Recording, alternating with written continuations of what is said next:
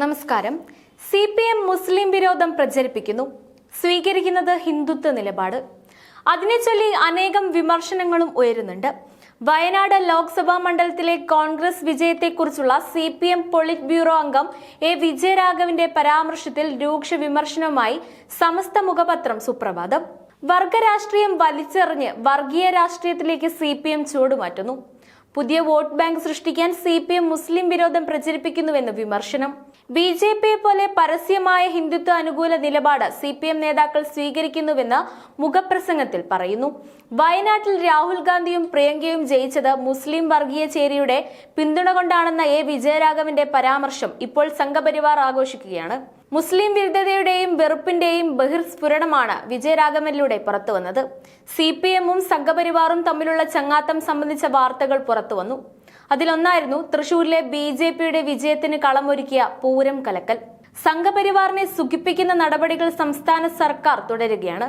CPM Sangh Parivar ബന്ധത്തിന്റെ കണ്ണി എന്ന് ആരോപിക്കപ്പെടുന്ന അജിത് കുമാറിന് DGPയായി സ്ഥാനക്കയറ്റം നൽകാനാണ് തീരുമാനം.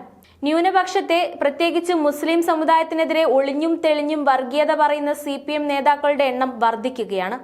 മുസ്ലിം ഭൂരിപക്ഷമുള്ള സ്ഥലങ്ങളിൽ CPM എതിരാളികൾ ജയിച്ചാൽ പാർട്ടി നേതൃത്വത്തിന്റെ പ്രതികരണങ്ങൾ വിരൽ ചൂണ്ടുന്നത് വർഗീയതയിലേക്കാണ്. ന്യൂനപക്ഷത്തിനെതിരെ വർഗീയാരോപണം ഉന്നയിച്ചാൽ ഭൂരിപക്ഷ പിന്തുണ ലഭിക്കുമെന്ന പ്രതീക്ഷയിലാണ് പാർട്ടിയെങ്കിൽ ആ ധാരണ തിരുത്തേണ്ട കാലം കഴിഞ്ഞു.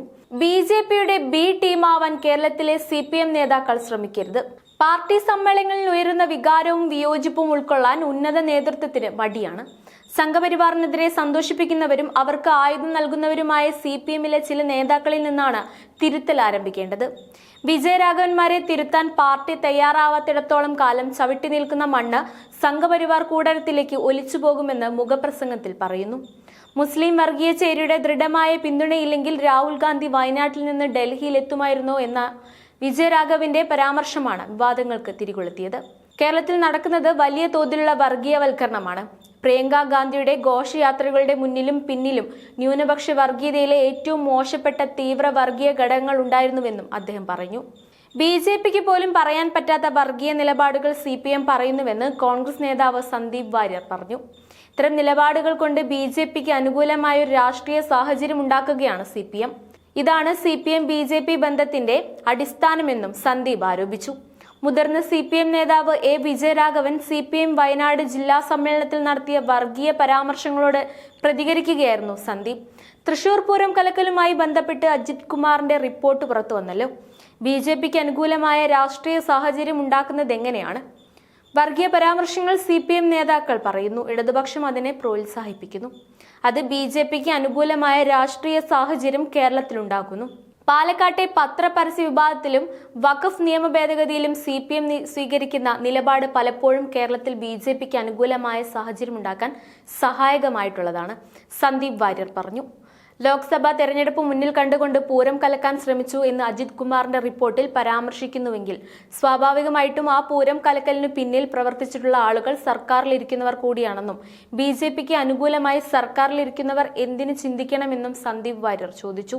ഓരോ ജീവിതവും ഓരോ കഥകളാണ്, വേറിട്ട കഥകളുടെ ഒരു കൂട്ടായ്മ. വേണമെങ്കിൽ നമുക്കതിനെ ഒരു നോവലെന്ന് പേരിടാം. അതുപോലൊരു നോവലല്ലേ നിങ്ങളുടെ ജീവിതവും? എന്താ, ശരിയല്ലേ? നിങ്ങളുടെ അനുഭവങ്ങൾ, കഥകൾ എന്തുമായിക്കൊള്ളട്ടെ, അത് കേൾക്കാൻ DNA ന്യൂസിലൂടെ ഞാൻ എത്തുന്നു. കഥ പോലൊരു ജീവിതം, അതിനായി ഞാൻ നിങ്ങൾക്ക് വേണ്ടി കാത്തിരിക്കുന്നു. നമുക്ക് ഒന്നിച്ച് കാണാം, കുറേ കാര്യങ്ങൾ സംസാരിക്കാം, വേദനകൾ പങ്കിടാം. നിങ്ങളുടെ വിഷയങ്ങൾ, അനുഭവങ്ങൾ അത് ഞങ്ങളെ അറിയിക്കേണ്ട വിലാസം താഴെ കൊടുക്കുന്നു.